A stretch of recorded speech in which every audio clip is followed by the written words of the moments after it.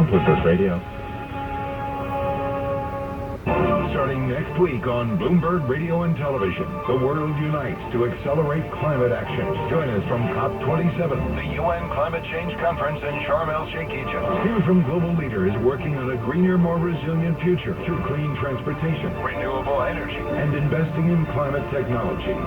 COP27, the UN Climate Change Conference, all next week on Bloomberg Radio, Bloomberg Television, the Bloomberg Business app, and BloombergRadio.com. The world needs more people who can think of great solutions. And with a college education, we know that those students can make an impact. Nicholas is helping Bloomberg get qualified low-income students into college. So we started College Point to try to solve that. From building a college list to financial aid to applying for scholarships, we've reached over 80,000 students, which is crazy to me. Bloomberg dedicates almost all of its profits to transforming lives around the world. See how at Bloomberg.com/face-the-data. Dear Calvary Hospital, there was no better caregiver on earth than our mom, Mary Houlihan. She taught us the value of our family, our Catholic faith, and caring for those in need. After raising the 6 of us, Mom went back to college and earned her doctoral degree in social work from Fordham University. Then she volunteered at her beloved Calvary Hospital. There she witnessed tender love and care for end-of-life patients as never before.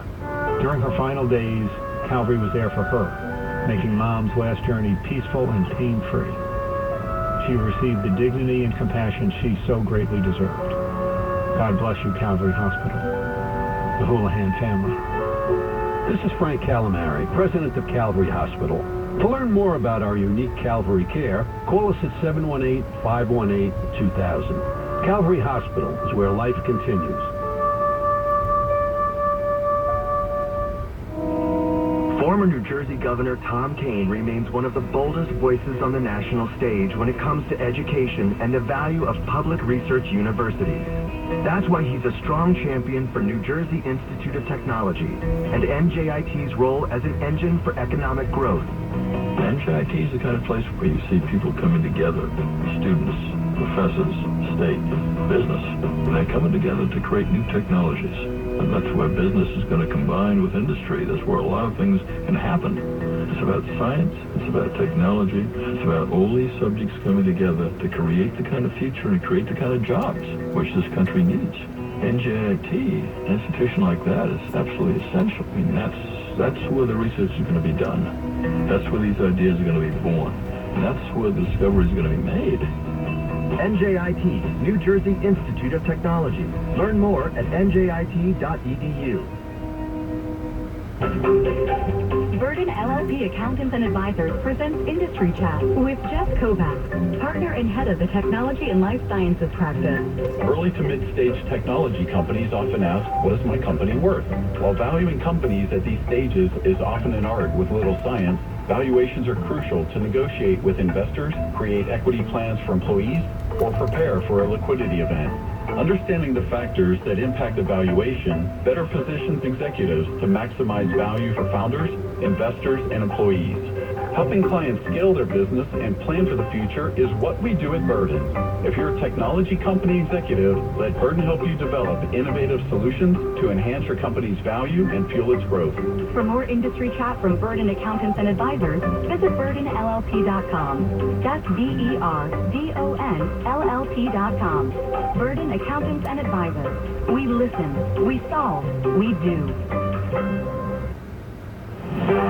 It's 4:29 on Wall Street. Time for Drive Time Traffic. We do it every 15 minutes right here on Bloomberg Radio. Ed Kalegi, the Meadowbrook Parkway. What's going on? Tim, southbound side of the Meadowbrook Parkway by Old Country Road. There was some action and the right lane is blocked, and it's a pretty heavy delay right now coming from the Northern State Parkway. Northbound traffic a bit slow getting through the area, so all things considered, the Wantagh, much better place to be. Broken down car northbound cross Bronx at Webster Avenue, left lane blocked 10 minutes coming off the George Washington Bridge. Still an accident on the Belt eastbound at Cross Bay Boulevard, 30 minutes at Knapp Street. If you're in the office and just leaving and getting into the car thinking which side of Manhattan should I go to get to the George Washington Bridge, you might as well just flip a coin because both are not all that good. They're quite slow from the mid-50s all the way on up. Holland Tunnel is 40 minutes out, 15 in from 1 and 9, 40 out, 15 minutes in. If your choice is the Lincoln Tunnel. Queens-bound lower level at Koch 59th Street Bridge. Broken down car right lane is blocked. So delays coming off Northern Boulevard. Bloomberg 11:30, 3-day weather. Tonight partly cloudy, low 55. Saturday sunny skies, high 70 to 75. Sunday partly sunny, 70 to 75. And Monday sunshine, highs near 75. Right now in Central Park it's partly cloudy. We're at 69 degrees with the best ride in and out of the city. I'm Ed Kalegi, Bloomberg 11:30. Bloomberg Business Week continues.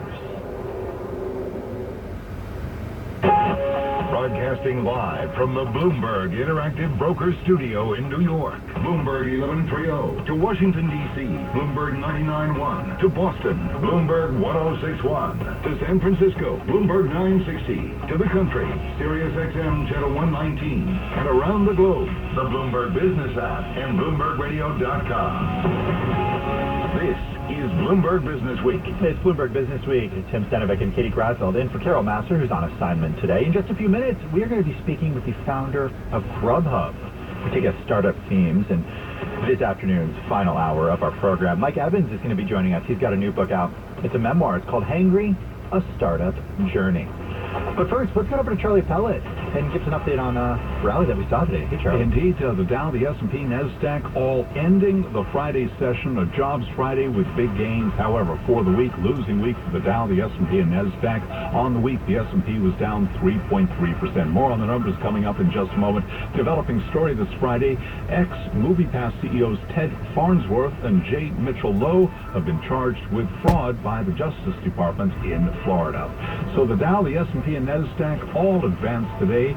We had the S&P 500 index climbing 50 points, up by 1.4%. Really a lot of those gains coming during the late afternoon. The Dow up 402, up 1.3%. NASDAQ up 132, a gain there of 1.3%. 10-year yield 4.16%, with the 2-year yielding 4.65%. Spot gold up 3.2%, $16.81 the ounce. Well, for investors, the big question has been, when might we see a Fed pivot?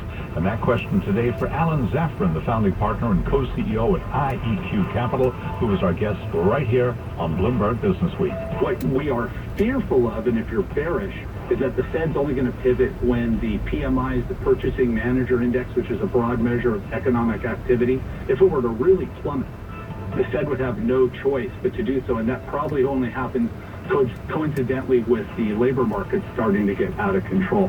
Former Treasury Secretary Larry Summers sees a risk of the Fed needing to boost rates to 6% or higher to bring inflation under control, given a U.S. economy that's still running hot. Summers was interviewed on Wall Street Week with David Weston, which you can hear at 6 o'clock on Bloomberg Radio, 6 o'clock Wall Street time, and he had this to say about this morning's jobs report. The good news is economy looking robust. The bad news is